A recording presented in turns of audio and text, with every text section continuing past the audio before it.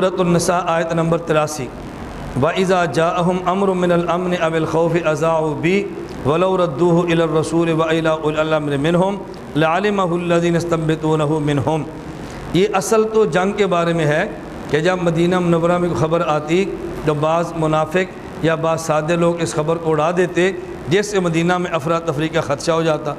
تو اللہ پاک نے فرمایا کہ جب ایسی خبر آ جائے ہر آدمی سامنے پیش نہ کیا کرو، یہ خبر یا اللہ کے نبی کو بتایا کرو، آگے وَإِلَىٰ أُولِي الْأَمْرِ مِنْكُمْ یا ان میں جو اہل علم حضرات ہیں ان کو دیا کرو۔ کیوں؟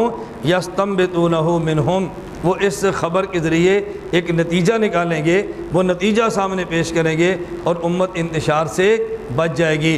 یا رسول کے ساتھ اولی الامر کی بات کی ہے، اب توجہ رکھنا ذرا، یہ نقطہ سمجھنا، رسول کے ساتھ بات کس کی ہے؟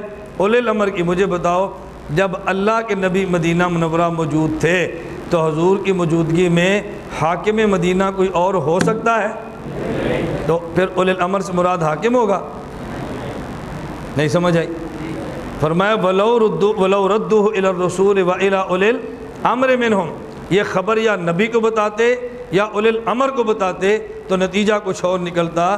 تو جب نبی مدینہ میں موجود ہیں تو حاکم مدینہ حضور کے علاوہ کوئی اور نہیں ہو سکتا۔ تو طے ہوا اولی الامر سے مراد حاکم نہیں ہے بلکہ اولی الامر سے مراد علماء اور فقہاء ہیں۔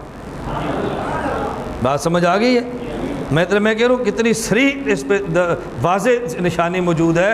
اولی الامر سے مراد فقہاء ہیں، یہ اس سے مراد حاکم نہیں۔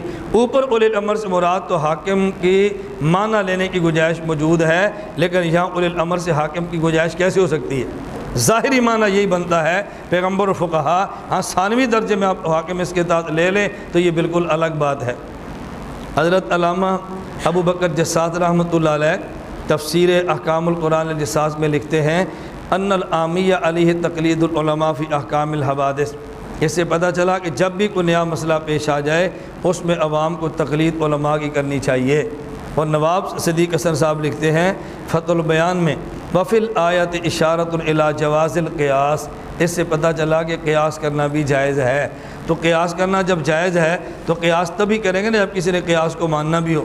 اگر قیاس کو ماننا ہی نہیں تو قیاس کرنے کا فائدہ کیا ہوا؟ اس پر زیادہ اتنا سوال موجود ہے۔ یہ آیت جنگ کے بارے میں ہے اور آپ نے اس کو عام کر دیا۔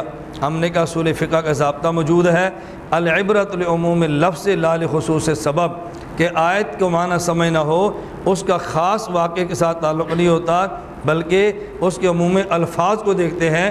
اگرچہ واقعہ خاص ہوتا ہے لیکن لفظ عام ہوتا ہے، لہذا عموم لفظ سے عموم مسائل ثابت ہوتے ہیں، صرف خاص جنگ کے واقعے سے ثابت نہیں ہوتے۔ اس وقت کے لیے بھی ٹھیک ہے اور اب کے لیے بھی ٹھیک ہے۔ دو دلیلیں آگے اور ہیں۔